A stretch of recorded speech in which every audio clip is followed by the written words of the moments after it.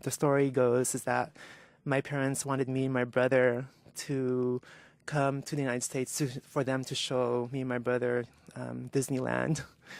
And so we got the visa to go visit the United States, or they got the visa to visit the United States to bring the two of us here. But so we did come here. Never did I ever see like Disneyland, which is like wah wah. And at the same time, like when we got here, it was like a whole different mindset. Just coming here, just being newly cultured. I mean, having to acculturate and having to adjust and question things about myself and the experiences that I have and the feelings that I have about my identity in terms of not just like sexual orientation. Because at that time I thought I was gay, but also like my own racial identity and my class identity and my immigration experience. I'm coming to terms with all that experience that has shaped the way that I see and relate with the world. And how has your immigration status affected how you've been able to live in the United States? It's interesting. I mean, like,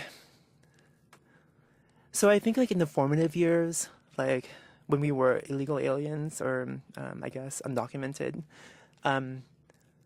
my parents always taught my brother and I not to like question authority. We just want to like be under the radar and not be questioned. And, you know, it was this weird kind of like values that they had. I mean, that was the kind of like the framework that I was raised with. And so sometimes I get really frustrated with that kind of like mindset, because like now that I feel like where's my agency or where's my voice now that you know I'm an adult, and you know we've worked our way towards like finding or having had citizenship.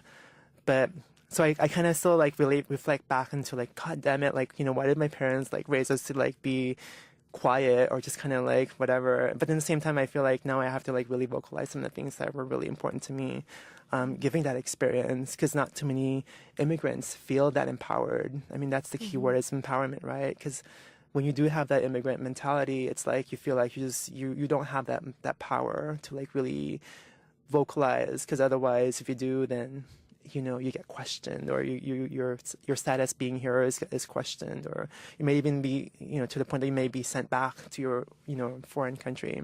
And the state of like immigration, like currently right now in the United States, it's complex and it's daunting. I don't even understand it. We don't have enough discourse around it, or if there is, it's discourse that's not really necessarily easily attainable or understandable.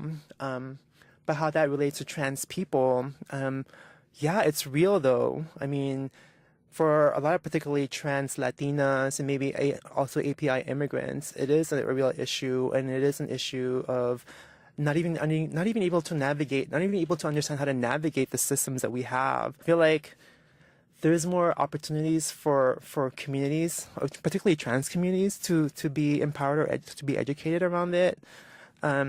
There's more opportunities that needs to be done in terms of education and dialogue, and how that reflects into the everyday lives. I think, you know, at the end of the day, it's about like the intersectionalities that we, like the way we understand things, right? Like I'm not just like trans, I'm like a person of color, I was an immigrant, I identify, but how do I come to terms with those intersectionalities to address, you know, our multiple identities or where we come from, and also at the same time celebrate people or support people who are, you know, are going through the same, or going through these things. So